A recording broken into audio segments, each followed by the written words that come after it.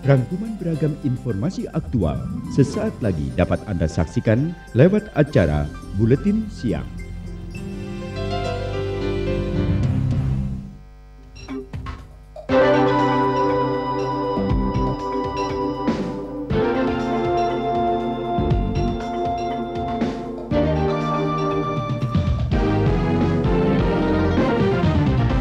Assalamualaikum dan salam sejahtera pemirsa, Buletin Siang kembali menjumpai Anda di awal pekan ini, Senin 18 Februari 2002, kembali bersama saya Ratna Komala. Seperti biasa kami hadir dengan berbagai informasi aktual, diantaranya jalur utara kereta api di Pulau Jawa akan normal kembali besok sore. Dan laporan langsung rekan kami seputar upaya perbaikan rel kereta api di Batang, Jawa Tengah. Berikut laporan pertama.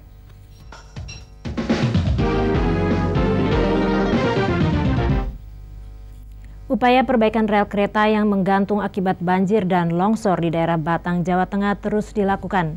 Jalur utara kereta api diperkirakan akan normal kembali esok sore. Akibat pengalihan perjalanan kereta api dari jalur utara ke jalur selatan, jadwal keberangkatan dan kedatangan kereta api di stasiun Balapan Solo, Jawa Tengah dan Yogyakarta hingga kemarin terlambat 4 jam.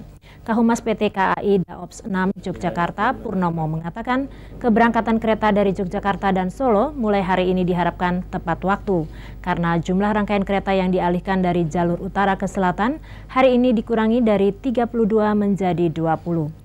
12 rangkaian kereta api jalur utara tidak diberangkatkan, antara lain kereta Gumarang jurusan Surabaya-Jakarta dan Argo Bromo GS jurusan Surabaya-Jakarta. Selain itu, penumpang dari Yogyakarta dan Solo diberangkatkan dengan kereta cadangan.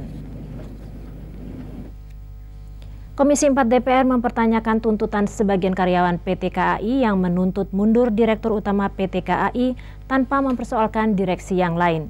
Dalam pertemuan dengan jajaran direksi PT KAI hari ini, anggota Komisi 4 dari PDI Perjuangan Ramson meminta jajaran direksi PT KAI yang baru segera memperbaiki jalur kereta lintas utara yang rusak akibat banjir. Sementara Muhammad Akil dari fraksi Golkar meminta jajaran PT KAI untuk tidak menganggap remeh persoalan nyawa manusia. Direksi PT KAI harus memberikan penjelasan transparan mengenai berbagai masalah termasuk sejumlah kecelakaan kereta. Akil juga meminta direksi baru PT KAI untuk melakukan pendekatan kepada karyawan. Dan untuk melihat kinerja direksi baru, Ramson mengusulkan agar diberi waktu 100 hari kerja.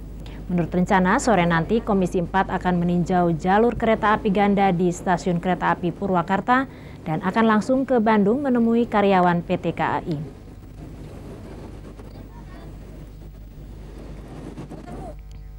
Pemirsa, kini kita hubungi rekan Mas Turi Safaat yang akan melaporkan upaya perbaikan rel kereta api yang putus di Batang, Jawa Tengah. Mas Turi? Halo. Ya, selamat siang. Selamat siang. Bagaimana perkembangan terakhir di lokasi, Mas Turi? Ya, terima kasih Ratna. Sampai saat ini di Batang, khususnya di jalur kereta api, masih belum bisa difungsikan karena masih dalam pengerjaan sebanyak sekitar 400 pekerja. Di Batang ini terdapat beberapa titik yang mengalami kerusakan, berada di desa di 3 desa, sehingga untuk memulihkan ke posisi normal diperkirakan membutuhkan waktu 2-3 hari lagi. Demikian, Ratna. Apa ada kendala perbaikan dan perlu berapa lama menormalkan jalur tersebut? Iya, kendala yang paling bisa ditemui oleh mereka adalah karena lokasi itu ada di beberapa titik dan terpusat di 3 desa. Ada kedalaman 2 meter dan posisi rel itu menggantung sepanjang 400 meter. Ini saya kira memerlukan waktu yang cukup lama. Terlebih karena bencana banjir dan tanah longsor di Batang ini tidak hanya merusak jalur kereta api sehingga jalurnya terpaksa dialihkan ke selatan, namun juga menggenangi beberapa daerah. Bahkan ada jembatan yang dilintasi oleh kereta api itu terkikis, sehingga untuk mengembalikan pondasinya ini juga memerlukan waktu yang cukup relatif lama. Demikian, Ratna. Baik, terima kasih Mas Turi. Hujan deras yang mengguyur wilayah pegunungan di Kabupaten Bondowoso, Jawa Timur sepanjang hari Minggu, 17 Februari kemarin, memaksa ratusan warga 5 desa di Kecamatan Ringin, Bondowoso kembali mengungsi. Hingga kemarin jumlah pengungsi mencapai lebih dari 1.000 jiwa atau hampir 500 keluarga tersebar di Desa Ringin, Banyuwulu, Gubrih, Sumber Canting, dan Desa Ampelan. Selain itu, hampir 300 jiwa warga Kecamatan Pakem, Tegal Ampel, dan Kecamatan Sumber Ringin juga belum berani kembali ke rumah mereka menyusul ancaman tanah longsor. Mereka ditampung di pos-pos penampungan yang didirikan Satlak PB Bondowoso seperti di SDN Ringin 3, Rumah Kepala Desa Banyuwulu, Kantor Desa Gubrih, Sumber Canting, dan Kantor Desa Ampelan. Para pengungsi juga mulai terserang berbagai penyakit seperti gangguan pencernaan, rematik, asma, dan gatal-gatal. Dan untuk mengetahui perakiraan cuaca hari ini, kembali kita hubungi pengamat cuaca Bapak Hendro Purnomo. Pak Hendro. Selamat siang, Ratna. Selamat siang. Bagaimana perkembangan cuaca hari ini di tanah air, Pak? Iya, curah hujan memang sekarang ini terkonsentrasi masih di Indonesia bagian tengah ya, terutama di Kalimantan, yakni Kalimantan Selatan, Kalimantan Tengah, dan sebagian Kalimantan Barat. Sedangkan untuk Sulawesi, saat ini Sulawesi Tenggara sudah cerah dan Sulawesi Selatan menjelang sore nanti akan menerima curah hujan. Di Pulau Jawa sendiri, kawasan Jabodetabek hanya akan mendung dan hujan tidak merata, itu pun dengan intensitas yang sangat kecil. Di Pantura, daerah yang memang perlu diwaspadai yakni masih daerah Pekalongan sampai Semarang, terutama kawasan pegunungan di selatan Kota Pekalongan sendiri masih tetap akan rawan hujan hingga sore dan malam nanti. Sedangkan di Jawa Timur, cerah berawan dan hujan akan turun menjelang sore nanti, Ratna. Ya. Sumatera sendiri akan cerah ya, tetap cerah dan berawan kecuali daerah Kepulauan Mentawai yang tetap akan menerima curah hujan. Sedangkan untuk kawasan Indonesia Timur yakni Bali, Lombok, Nusa Tenggara Barat, Nusa Tenggara Timur, hujan masih tetap akan mengguyur hingga sore dan malam nanti. Demikian, Ratna. Baik, ya, jadi yang masih harus diwaspadai Indonesia Tengah dan Timur, Pak ya. Terima kasih Pak Hendro, selamat siang. Selamat siang. Pemirsa, untuk mengamankan musim haji tahun ini, pemerintah Arab Saudi menurunkan 60.000 aparat keamanan ditambah 20.000 tentara kerajaan. Laporan selengkapnya sesaat lagi.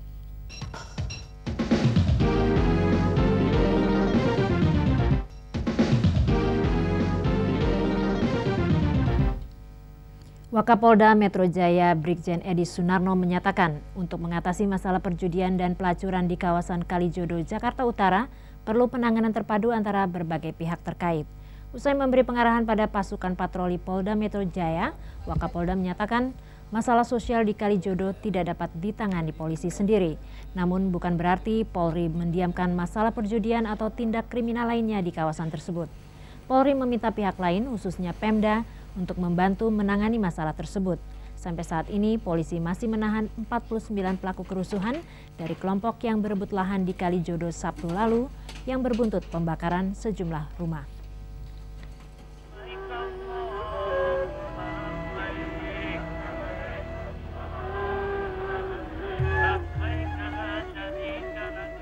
Tabungan Haji Arafah mengirim langkah ke Baitullah.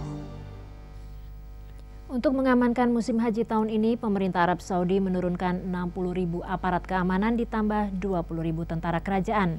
Ketatnya pengamanan terutama di kota Mekah, Madinah, dan Jeddah karena pemerintah Arab Saudi menganggap peristiwa ini sebagai pertemuan umat Islam terbesar dalam skala internasional. Selain itu, pemerintah Arab Saudi mengambil pelajaran dari serangan 11 September untuk mengantisipasi berbagai gangguan terorisme. Akses ke kota Mekah saat ini dijaga ekstra ketat selama 24 jam, lebih ketat dari tahun-tahun sebelumnya.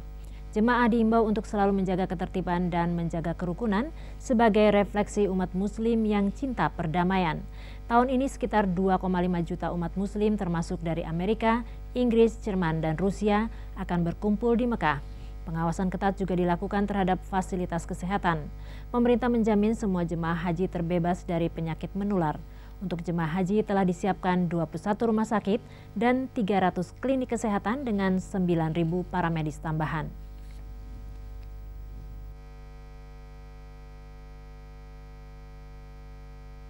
Tabungan Haji Arafah mengiring langkah ke Baitullah.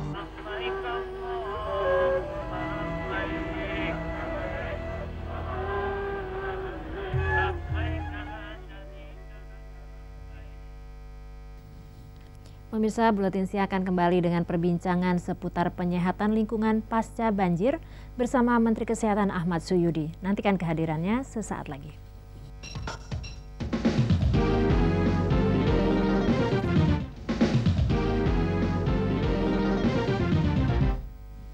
Gubernur DKI Jakarta Sutioso menjamin warga DKI yang terkena penyakit akibat banjir bisa berobat gratis ke rumah sakit di DKI Jakarta.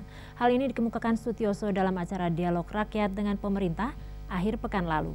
Pemda DKI telah membayar rumah sakit untuk memberikan pelayanan kesehatan gratis kepada warga ibu kota korban banjir. Hal ini merupakan pertanggungjawaban moral pemerintah terhadap warga Jakarta yang sudah sekian lama menderita akibat bencana banjir. Saat ini sebagian korban banjir menderita diare, muntaber, gatal-gatal, dan gangguan saluran pernafasan. Mereka antara lain dirawat di RSUD Tarakan, Pasar Rebo, dan Koja, Jakarta Utara. Dan pemirsa, masih berhubungan dengan masalah kesehatan, kami akan mengajak Anda menyimak perbincangan bersama Menteri Kesehatan Ahmad Suyudi seputar penyehatan lingkungan pasca banjir. Perbincangan yang dipandu rekan Cecilia Tiara ini kami rekam tadi pagi. Selamat mengikuti. Program apa saja dari Departemen Kesehatan yang sudah dipersiapkan untuk menanggulangi penyakit khususnya pasca bencana banjir ini, Pak? Ya, setelah banjir ini susut nantinya, maka yang harus kita siapkan adalah bagaimana membersihkan kembali lingkungan. Jadi dekontaminasi, karena keadaan banjir ini mengkontaminasi lingkungan begitu berat. Air bersih, air tercemar, saluran kotoran terangkat ke atas, septic tank terangkat. Jadi keadaannya memang membahayakan kalau dibiarkan. Karena itu pasca banjir nantinya sama seperti saat ini, diharapkan tentunya saya yakin seluruh masyarakat akan ikut serta.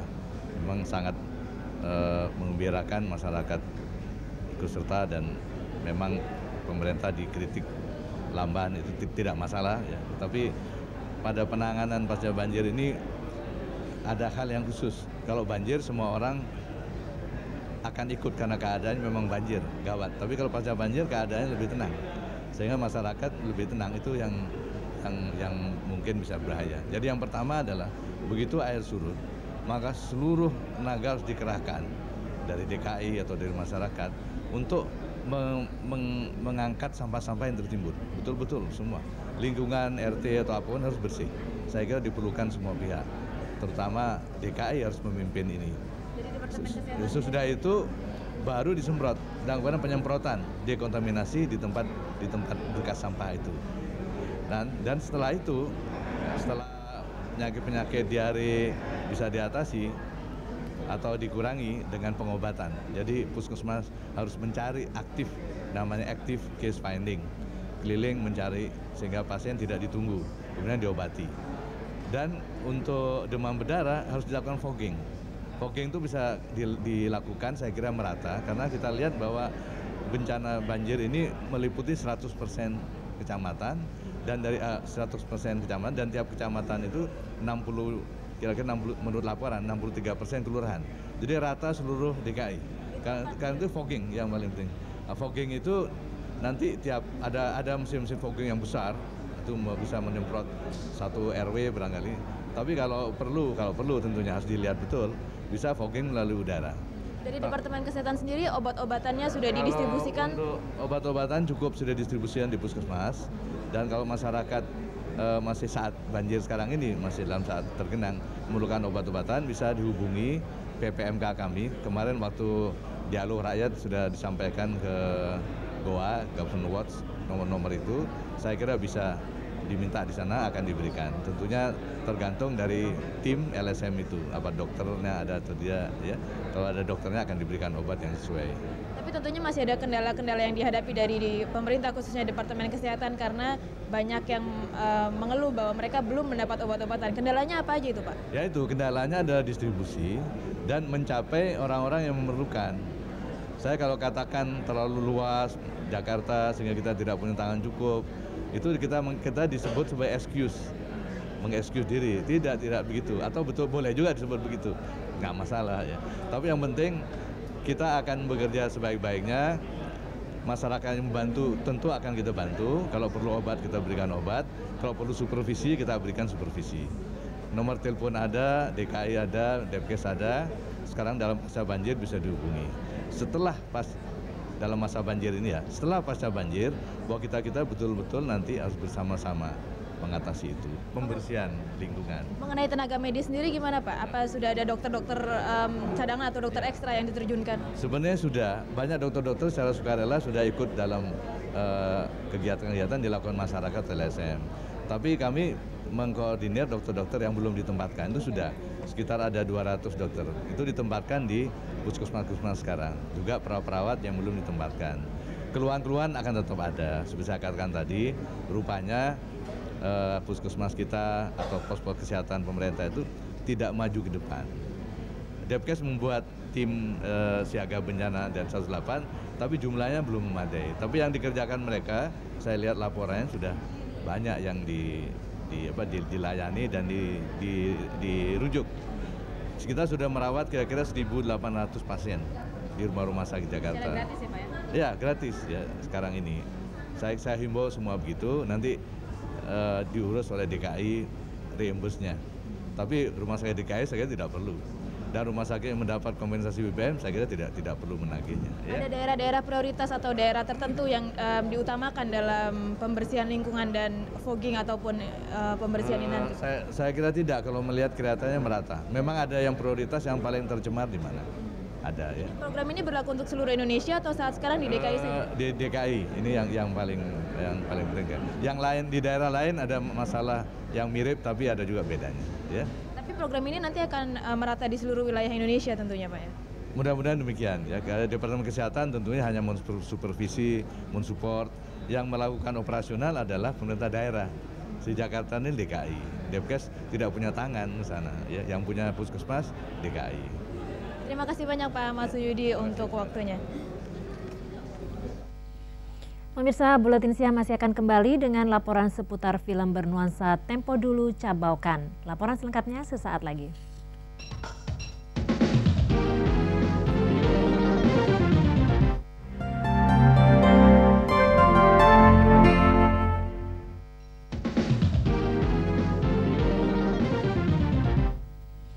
Film bernuansa Tempo Dulu Cabaukan menambah daftar karya sinias muda Indonesia. Untuk sebuah karya perdana dari sutradara muda Nia Dinata dan produser eksekutif Avi Samara, film Cabaukan tergolong sukses. Cabaukan mengisahkan kehidupan masyarakat Betawi dan Cina di Batavia tahun 30-an. Saat itu kaum Hokkien menguasai perkebunan tembakau di Jawa dan menjadi saudagar kaya. Film yang diangkat dari novel laris dengan judul yang sama, Cabaukan, karya Remy Silado ini, berawal dengan cerita seorang anak di masa kini yang mencari informasi tentang kehidupan kedua orang tuanya pada tahun 30-an. Seorang perempuan tua berusia 60 tahun, Gioklan, diperankan Ninik El Karim, yang hidup lama di Belanda, datang ke Jakarta untuk mencari penyebab kematian ibunya, Tinung, perempuan Betawi, dan ayahnya keturunan Cina, Tan Peng Lian. Tan Peng Lian yang diperankan Ferry Salim adalah saudagar tembakau yang menikahi Tinung yang berprofesi sebagai Cabaukan atau wanita penghibur. Perkenalan yang awalnya hanya dilandasi nafsu akhirnya menumbuhkan benih cinta di antara mereka. Wah, cinta itu nggak pandang bulu. Siapa aja bisa jatuh cinta kepada siapa aja, mau kulitnya berbeda, warna kulitnya atau race-nya berbeda, etnisnya, kemudian segi ekonominya berbeda, itu nggak pengaruh sama sekali kalau orang udah jatuh cinta.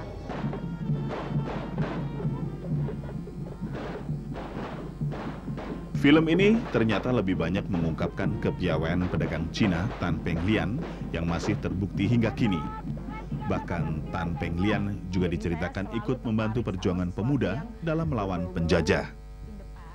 Yang istimewa, berkat kepersiapan serius untuk setting dan kostum para pemain, film ini cukup sukses membawa penonton ke kehidupan tempo dulu. Karena kan film ini memakan research yang harus mendalam.